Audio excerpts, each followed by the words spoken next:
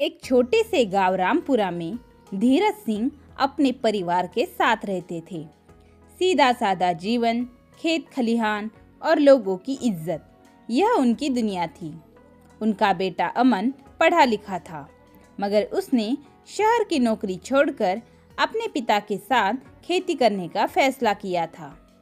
एक दिन उनके रिश्तेदारी में एक सुंदर और सुशिक्षित लड़की तन्वी का रिश्ता आया।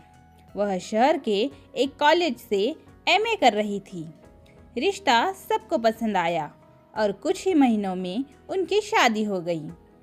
तन्वी का स्वागत बड़े प्रेम से हुआ। सारा गांव कह रहा था, धीरज सिंह को घर की ही रौनक मिल गई, उनके घर में रौनक आ गई। लेकिन कुछ ही दिनों में सबकी उम्मीदें धुंधलाने लगी। तन्वी सुबह 10 बजे तक सोती थी। कामकाज से उसे नफरत थी।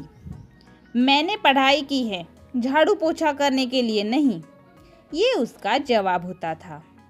कावेरी देवी, जो खुद खेतों में काम करके आती थी, अब अकेले रसोई भी संभालती थी। कई बार उन्होंने तन्वी से मदद मांगी, पर तन्वी के पास हर बार कोई नया बहाना होता था। माँ जी, मेरे सर में दर्द हो रहा है। अमन और उसके माता पिता के बीच अब तनाव रहने लगा। अमन तन्वी से प्यार करता था, पर माँ के दुख को भी अनदेखा नहीं कर सकता था।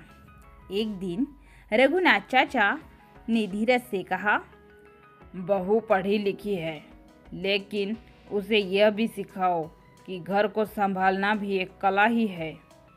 धीरज और कावेरी ने कोई कठोर निर्णय लेने की जगह एक नई योजना बनाई।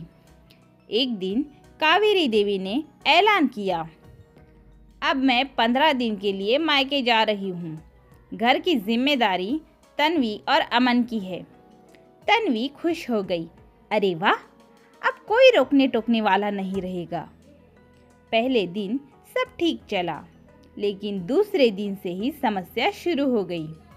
पहले तो गैस खत्म हो गया, फिर सब्जी खत्म, धोबी नहीं आया, घर में गंदगी फैल गई। अमन ने अब धीरे से कहा, अब समझ रही हो ना माँ क्या करती थी। तन्वी चिढ़ गई, लेकिन मन ही मन कुछ सोचने लगी। तन्वी ने पहली बार खुद बाजार जाकर सब्जी खरीदी। फिर उसने YouTube से खुद के लिए और परिवार के लिए खाना बनाया। उसने झाड़ू उठाई, कपड़े धोए।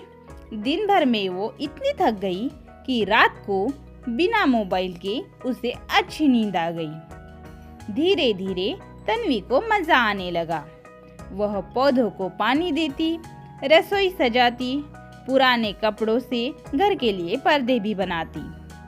जब कावेरी देवी वापस लौटी तो उन्होंने देखा कि घर साफ सुथरा था, रसोई सुव्यवस्थित, और तन्वी को रसोई में गुनगुनाते हुए देखा। वे हैरान रह गई। बहू, ये सब तूने किया? तन्वी ने मुस्कुराकर कहा, हाँ अम्मा, अब समझ आया कि घर को चलाना कोई किताब से कम नहीं है। फर्क बस इतना ही है कि किताब हर दिन नया पाठ पढ़ाती है।